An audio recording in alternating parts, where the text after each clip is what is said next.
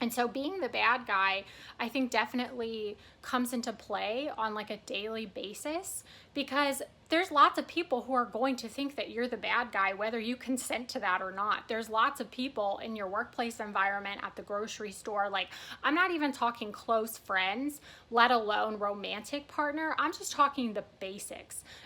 And what I want to continue to reemphasize time and time again in this video is, if you walk away with anything from this video, it's this phrase, which is that bad guys say no. Bad guys say no. Bad guys are a problem. Bad guys are difficult. Really, really feel that in your heart. And I think that's the other half of like why this was important for me to learn, and why I was also so afraid of this, is all of the black and white thinking that was present in this. This issue is riddled and marred with black and white thinking. Like, I would say it's at the core of this problem, because I really was afraid of this, because if I'm all bad, then they're all good. And if I'm all wrong, then they are all right. Just beginning to look in what I call like the mirror, you know, and really facing the dragon that I had been so afraid of facing. Instead of just like turning away from it all the time, where it almost seems like bigger and scarier than it is, I leaned into it and I faced it and I said, okay, what if they are right? What if they are right? What does that mean? Let's lean into that. If you're dealing with a person who also thinks in black and white for whatever reason, they're going to pull you into that black and white. And so like, you have to keep yourself tethered to your moral system, to your way of thinking that you're cultivating for yourself. The other really beautiful piece of being the bad guy and having the confidence and the strength in your sense of self to be willing to let people be mad at you, because that really is what it is, letting people be upset with you, letting people get upset. Like, I don't have to recreate that traumatic experience where like they're not allowed to have emotions and they're not allowed to threaten my sense of self because my sense of self is so weak that I can't handle that interaction. No, I am strong enough and confident enough and grounded enough now that you can get mad at me. It's okay if you're mad at me. It's okay if you don't like me. And guess what? I'm confident enough now that I am going to continue to be kind to you, and I am not going to throw the baby out with the bathwater. Bruh, I'm gonna hype you up today, okay?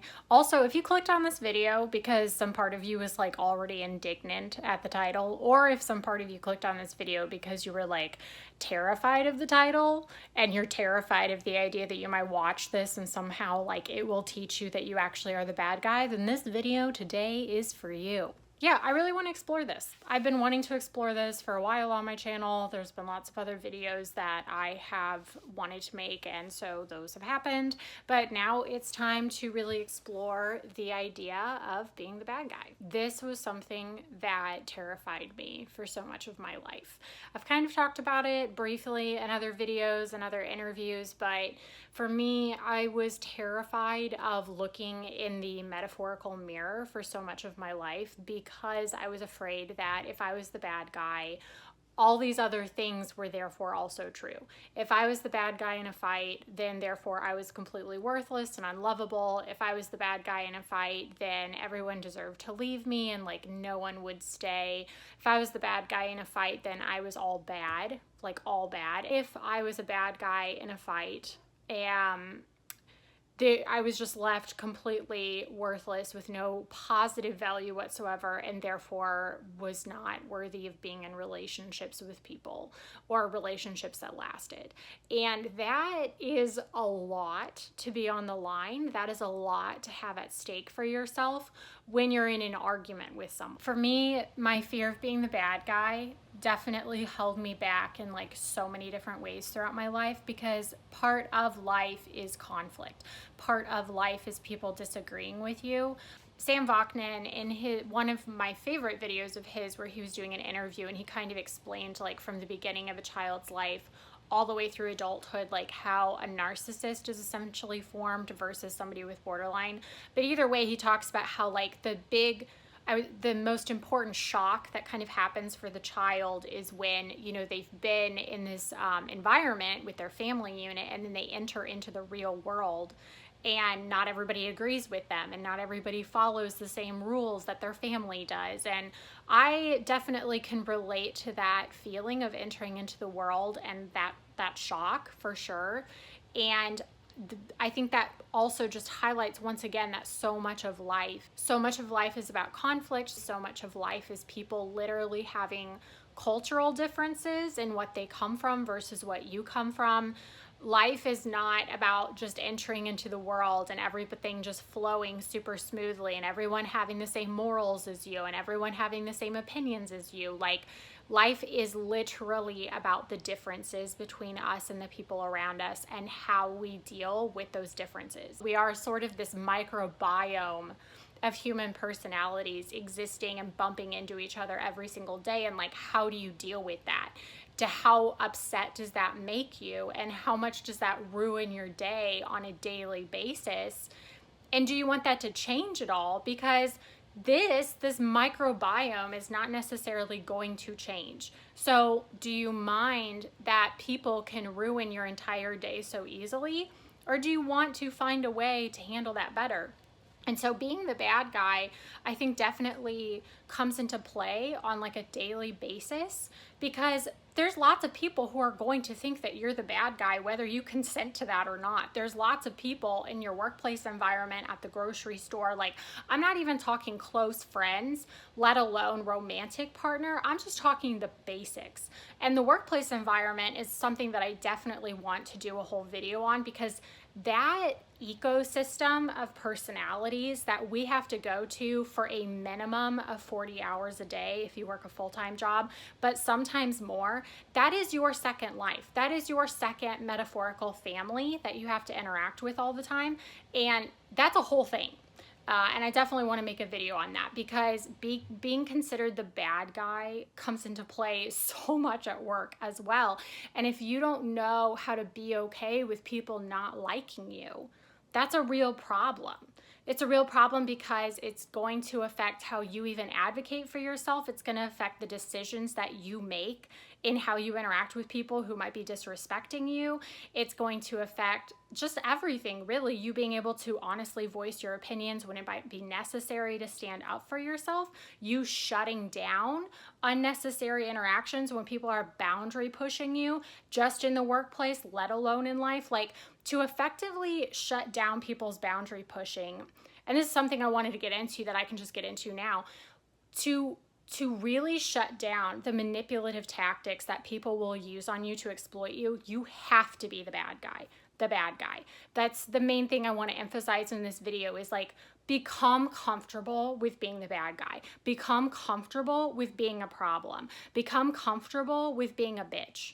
Really, because so many of the people that throw this term at you are not people who care about you. I'm just saying, if you really look at how people use handling tools on us within these sort of manipulative relationships, and again, this is not just romantic, this is platonic, this is work related, whatever you want to call it. Like, the handling tools that they use are them threatening to leave, them threatening to harm themselves. So within the leaving thing, there's the threat of harming you somehow, just to sort of do a more vague and broad overview. There's either a threat of some kind to harm you, or there's a threat of some kind to harm themselves, or an insinuation that you leaving will harm them, you know, if they're doing the helpless child bit. But either way, these handling tools insinuate that if you upset them in any kind of way, either you are going to be harmed from them leaving or from them actually assaulting you, whatever it might be. Blackmail, the insinuation of blackmail where something else really bad is going to happen, you know, if you don't comply.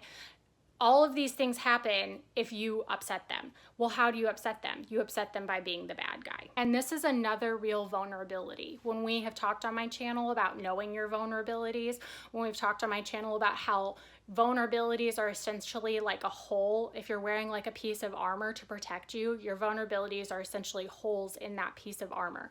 Or if we're using the analogy of the house, your house is where you live. Your house is your mind in this analogy, or your body, or your life. But your house and if there's a house involved, your vulnerabilities are where you don't know the weak spots of your own house, where someone can break into a window, where maybe the lock on your door isn't as effective as it should be. They know your garage code, whatever it is. There's vulnerability. Those vulnerabilities are the ways that they enter and they get in.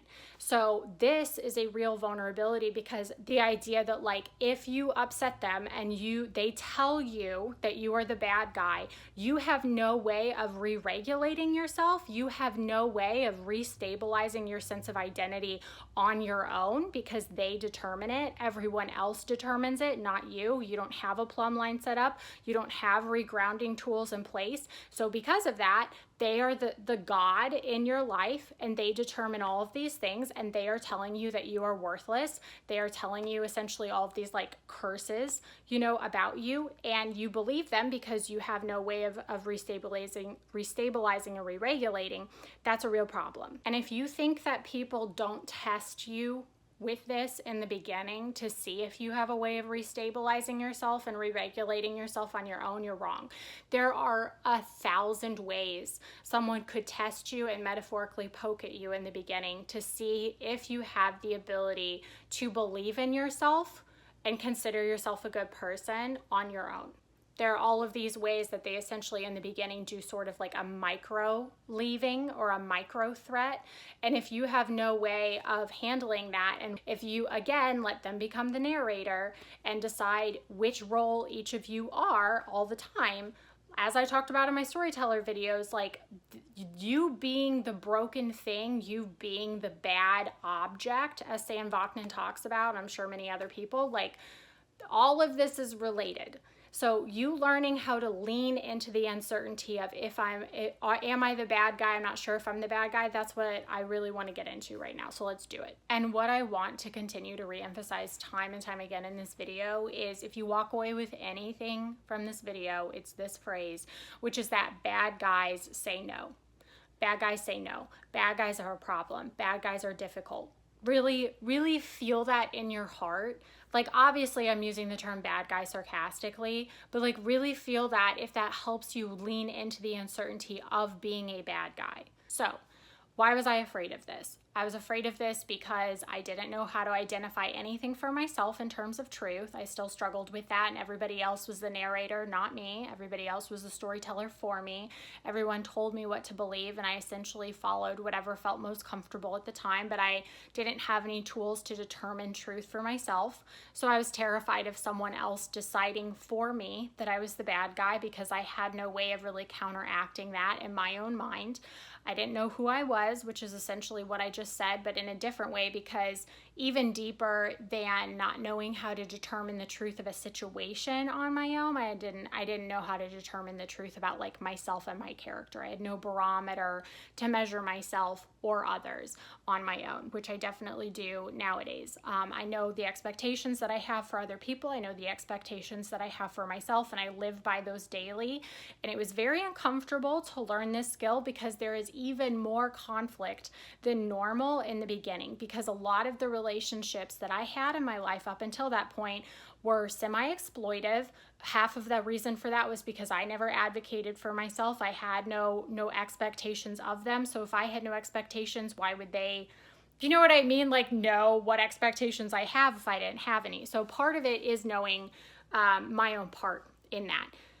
But there is a lot of conflict early on, because you're shedding away a lot of the people who I was shedding away a lot of the people in my life who I had welcomed in, who didn't treat me with respect, and who essentially walked all over my life without any apologies for it. So the beginning stages of this are very uncomfortable, because you're not really good at conflict. You're not really good at standing up for yourself. I didn't have very thick skin, and yet I'm trying to learn all of that at the same exact time, and that is very overwhelming. But either way, I feel like I have crossed the like hump of that learning curve. And I finally am coming out on the other side where like I am more comfortable with conflict, and I am more comfortable with being the bad guy, and I am more comfortable leaning into the gray. And I think that's the other half of like why this was important for me to learn, and why I was also so afraid of this, is all of the black and white thinking that was present in this issue is riddled and marred with black and white thinking. Like, I would say it's at the core of this problem, because I really was afraid of this, because if I'm all bad, then they're all good. And if I'm all wrong, then they are all right. You know what I mean? Like, I'm 100% wrong, they're 100% right. And that is so not how arguments work. Like, that's not the conclusion I would say for any argument, is that there's 100% one person right and 100% one person wrong. But I really did feel that way. And then for me, in my mind, I'm panicking, just trying to figure out who's the person who's 100% right and who's the person who's 100% wrong. And is it me? Because my entire sense of self and like sense of reality is at stake right now. So when I was starting to get out of this out of this problem cycle for myself, because again, it affected me in the workplace, it affected me in my personal life, it affected me in my romantic life. Like, life is conflict. So what the first stages of that looked like for me was me just leaning into the uncertainty of, I don't know. I do not know. I don't know if you're right. I don't know if I'm right.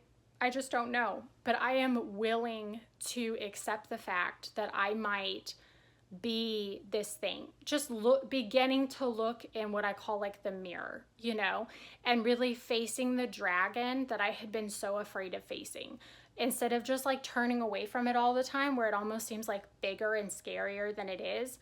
I leaned into it and I faced it, and I said, okay, what if they are right? What if they are right? What does that mean? Let's lean into that.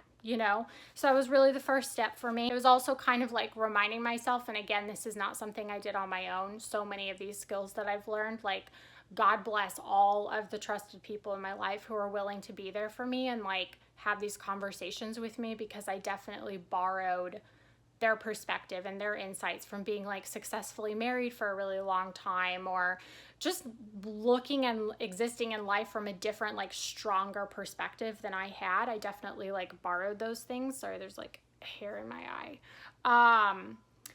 But yeah, reminding myself constantly like that there's gray, that there's nuance, like whatever tools you need to use to help yourself remember that, to tether yourself to the gray, to get out of the black and white, like keep yourself tethered to the gray. Whether you need to journal more or have more conversations with your friends, like do whatever it takes, but remember the gray. That would be the other big thing. Because if you're dealing with a person who also thinks in black and white for whatever reason, they're going to pull you into that black and white. And so like you have to keep yourself tethered to your moral system, to your way of thinking that you're cultivating for yourself. So once I became better at becoming grounded in these basic concepts of like, okay, I'm facing my dragon a little bit and it's not so scary to look at, and there's gray, it's not just black and white, that really opened the door for me to start asking better and more interesting questions about myself and the other person's character, and not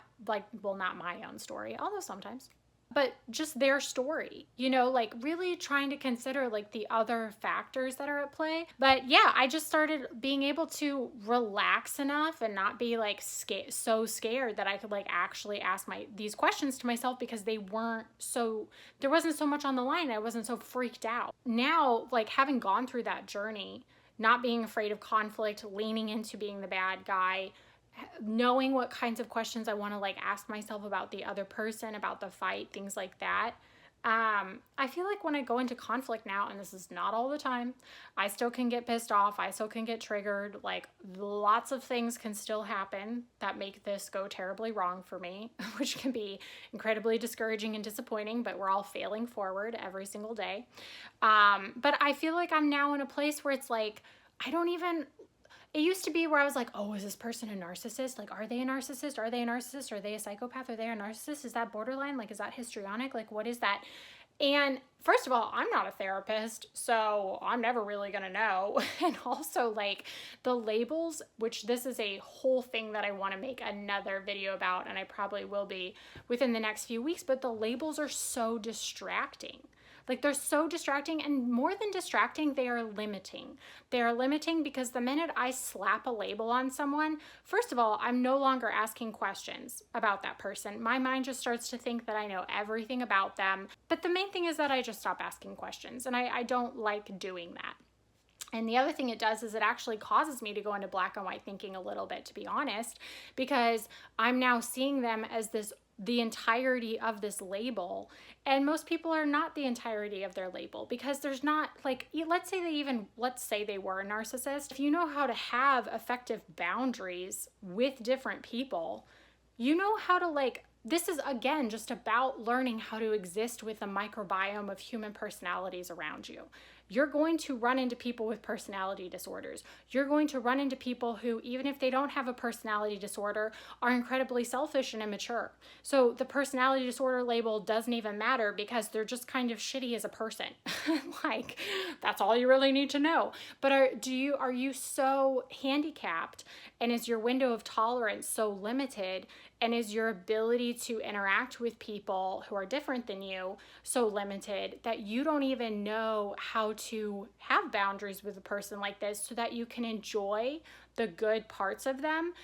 But again, running with the house analogy, not just let them into every single room in your house. Like, if you're dealing with someone who has the potential to be a metaphorical bowl, you're not going to let a bowl into your china shop or your china room. So if you know that you're dealing with a person who can't handle certain fragile concepts, certain sensitive pieces of material or things or life events, if they're limited in that kind of way, your part, and where it's your part, is why would you know that about them and then just continue to keep letting them into different parts of your life, and then act surprised when they act the way that you knew that they struggled with acting?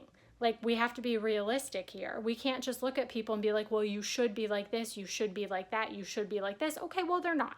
They're not. So what are you going to do now? How are you going to learn to interact with them now?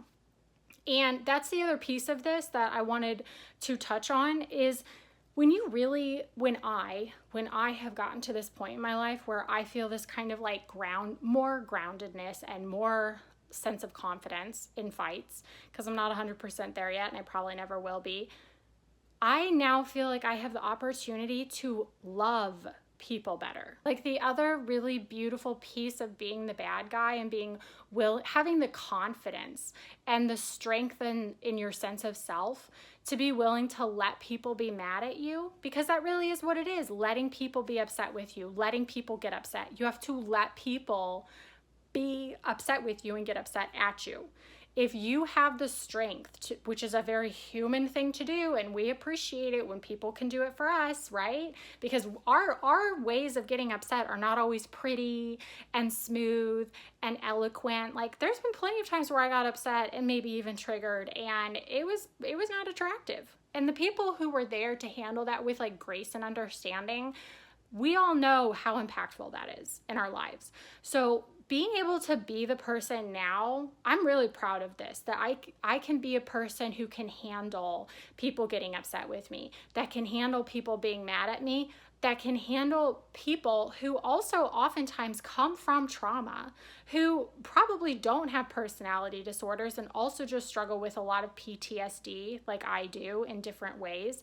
When they have their messy meltdowns where for an hour or for a day they think I'm the bad guy, I can help be a sort of different reparenting experience for them as well, where I don't have to run away and my sense of self doesn't have to be on the line, just like it was for my mom or my parents when I was a child. Like, I don't have to recreate that traumatic experience where like they're not allowed to have emotions and they're not allowed to threaten my sense of self because my sense of self is so weak that I can't handle that interaction. No, I am strong enough and confident enough and grounded enough now that you can get mad at me.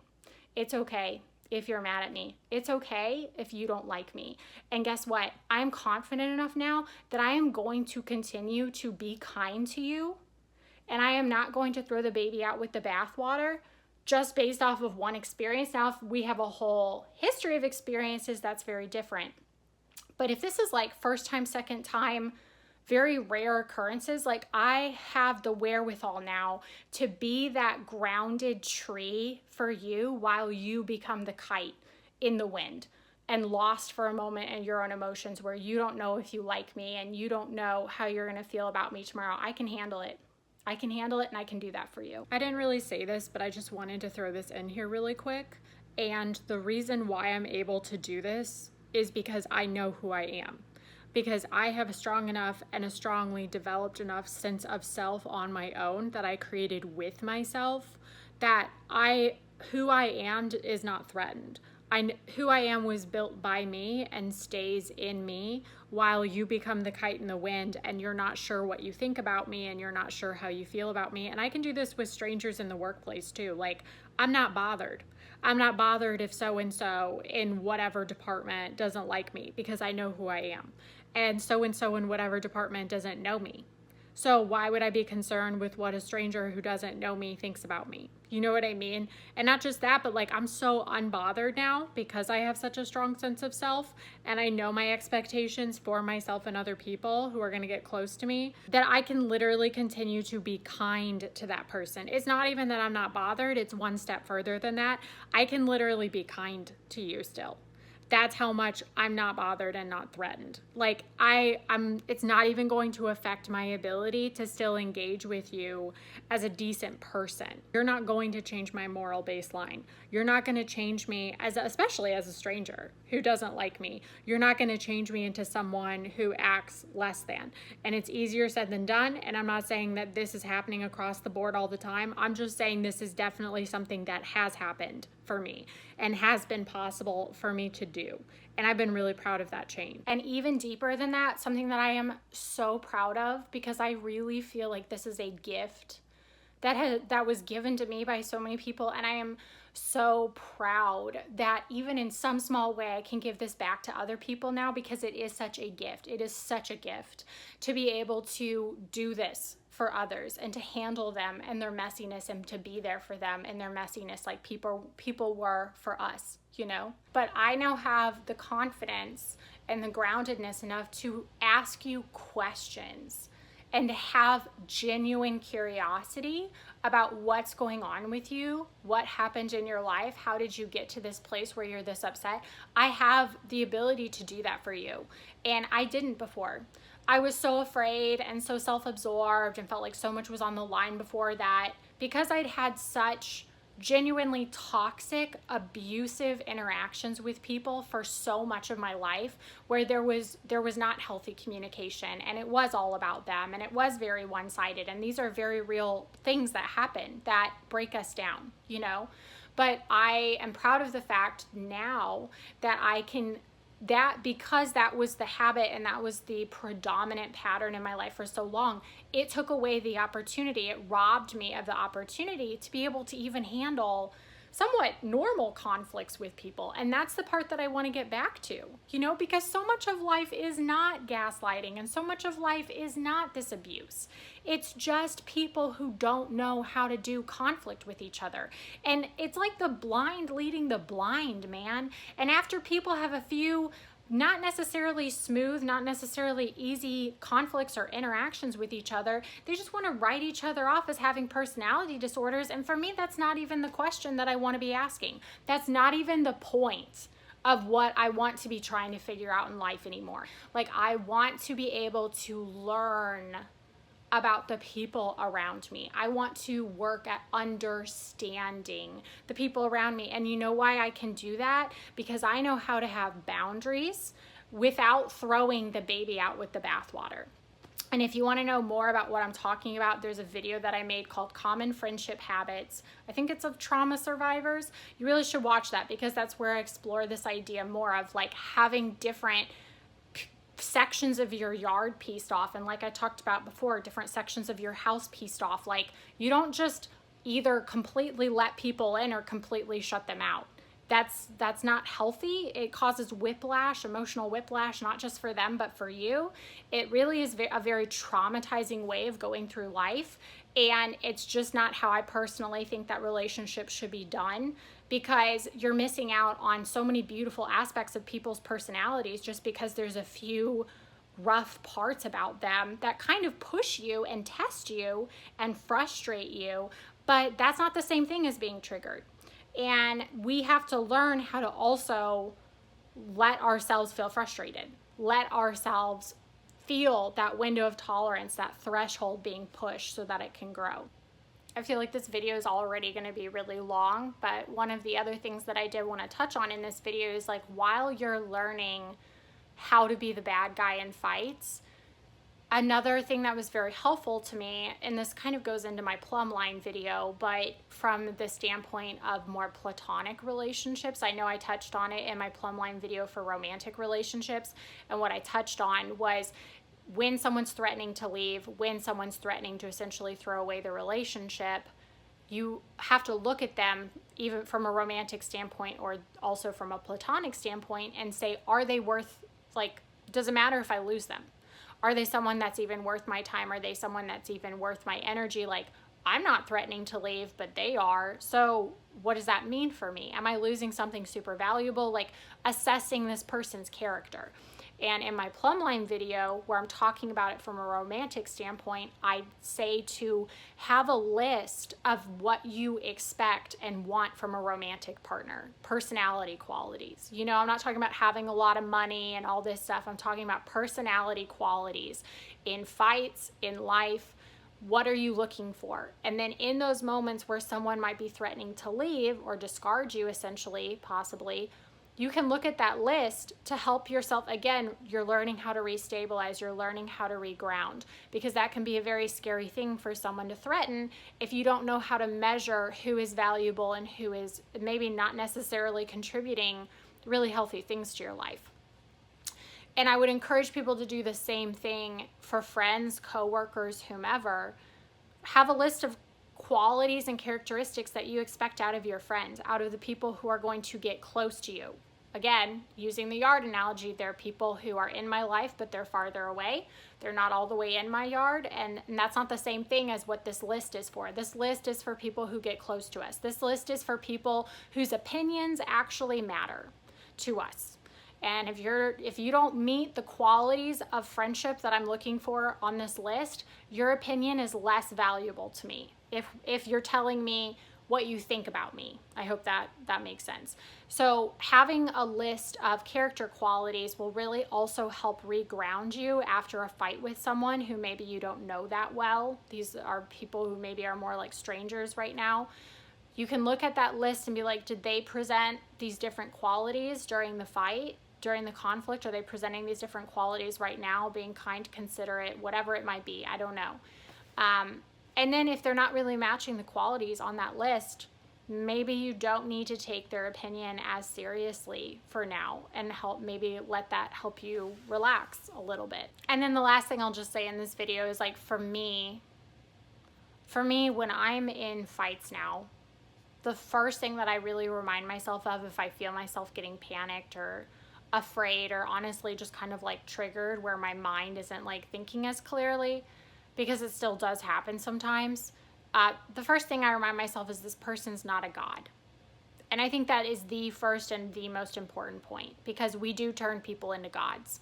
We turn them into gods in the sense that they are all knowing and all powerful and have all this like power and like knowledge over our life, and we have like none.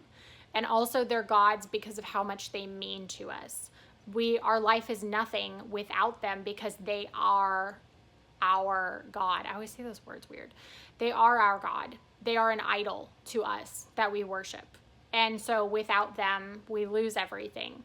And neither of those things are true. So reminding yourself that they're not a God when the conflict's happening and you're starting to feel that panic for whatever reason. And then also reminding yourself that, like, for me, what I remind myself of now is not for figuring out the answer. Now is just for listening.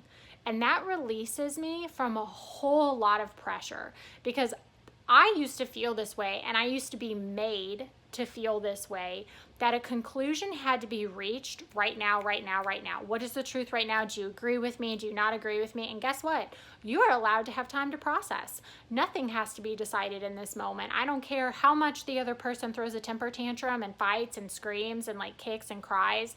It's not true. And you're not going to make me feel like I have to decide something right now either. And if you are going to make me feel that way, going back to my character list of qualities I look for in a friend and a romantic partner, it's not there. So now I'm valuing, you know what I mean, your opinion of me in this interaction a little bit less because you're pressuring me like that. But truly relieve yourself of the pressure that any answer, any conclusion has to be figured out in the heat of the moment. If anything, that is the worst time if both people are upset and emotional to be figuring anything out. So tell yourself now is just for listening. Now is just for asking questions. That's all it is. It's just data collecting, information gathering. And then you're going to go away with that information and you're going to decide and figure out on your own, or maybe with them when you're both calmer, what you actually think about what happened. But when I realized that I am only there in that moment to learn how to hear better, to learn how to ask questions better, and I don't have to defend myself, and I don't have to even give answers, that it can happen later when things are more calm and I'm allowed to have time to think about things, that really relieves a lot of that pressure too. So I know I've touched on this aspect of being the bad guy from several different angles in these videos. I hope it wasn't too all over the place. I always try to map out my thoughts kind of in advance. But yeah, thanks as always for watching, and God bless.